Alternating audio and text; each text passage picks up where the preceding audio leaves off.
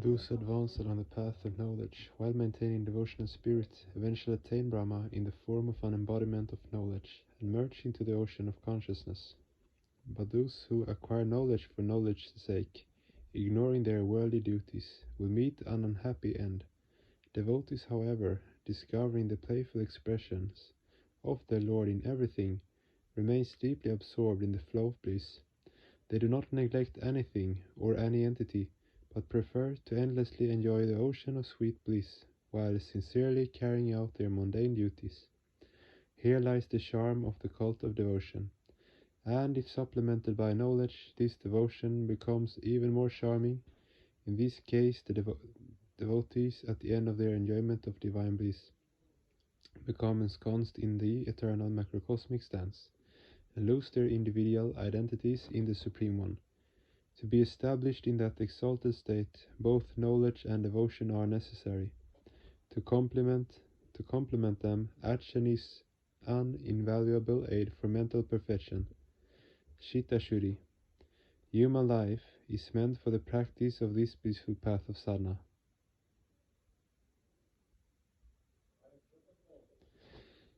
For those who fail to undertake this practice, it becomes pointless to continue carrying the burden of existence.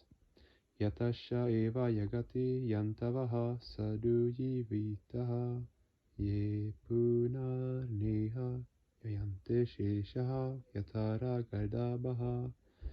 Success and fulfillment in life lie in the spiritual pursuits. Only by pleasing one's Lord, through sincere spiritual practice, can one attain freedom from the cycle of birth and death.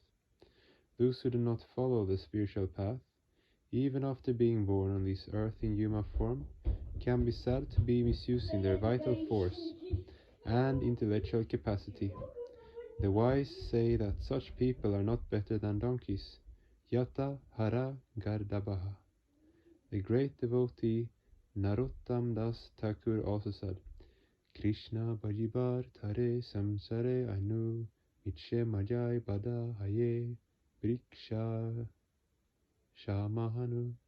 To worship Lord Krishna, I came onto this earth, but unfortunately I became like a tree caught up in the snare of illusion. Brahma sadhana, intuitional practice, is the first and the foremost duty in human life. In spiritual practice, there is no scope for pompous exhibitionism. Momentum in spiritual practice is gained through deep sincerity, and rapid progress is made through the cultivation of pranipatena, self-surrender, pariprashnana, appropriate acquiring, and sevaya, selfless service. On this path, one must move in unison with many, because this path is the path of synthesis, of non-differentiation. Genuine Dharma sadhakas will never bother to know whether one is a Hindu, a Muslim, or Christian. All are the spatial, temporal, or personal expressions of the same dear Lord. True Dharma sadhakas can never engage themselves in any fratricidal war in the name of prapatti, spirits of self-surrender, or Dharma. They can never waste their valuable time arguing which propounder of which religion is superior or inferior. Their only endeavor is to inspire people to develop a pinnacle intellect and pursue the synthetic path of knowledge, devotion, and action, a path which is totally free from narrow communal prejudices. They will not give the least importance to ritualistic differences. Where there is no internal progress, where there is no effort made for the attainment of Brahma, we cannot call it Dharma. It is simply religion. Human beings must not entertain any divisive religious tenets. People must be freed from the spell of scriptural authority. And led along the path of rationality, they should be made to understand that to run towards Parama Brahma, the essence of all essences, is the one and only Dharma. There is no other Dharma for human beings. Om Namaste Sate Sarvaloka Shrajaya Namaste Shitte Vishvarupatmakaya Namo Dvaita Tattvaya Mukhi Pradaya Namo Brahmane Vyapine Nirgunaya Tvamekam Shmarenyam, Tvamekam Varenyam, Tvamekam Yagat Karanam Vishvarupam, Tvamekam Yagat Kartri Patri Prahatri, Tvamekam Param Nishalam Nirvikalpam, Bhayanam Bhayam Vishanam Vishananam, Gati Praninam Pavanam Pavanam, Mahoshaye Padanam Niyantritvanekam, Paresham Param Rakshakam Rakshakanam, Paresha Prabhu Sarvarupapi Pavinashina Nirdeshya Sarvishindriya Gamya Satya Ashintya Kshara Vyapakavyaktata Yagad Basha Karisha Payada Payat Tvamekam Shmarama Stvamekam Yapama Stvamekam Yagat Sakshi Rupam Namamaha Tvamekam Nidanam Niralam Bhamisham Bhavam Bodhi Putam Sharanam Vrayamaha.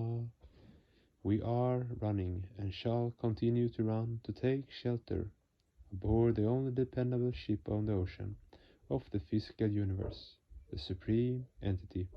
That Supreme Entity is the only shelter of all, though He Himself has no shelter.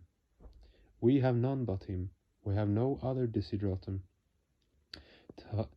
Tamishvaranam Paramam Maheshwaranam Tvam Devatanam Paranam Shadaevatam Patim Patinam Paramam Parashtad Vidama Devam Bhuvane Shamidyam.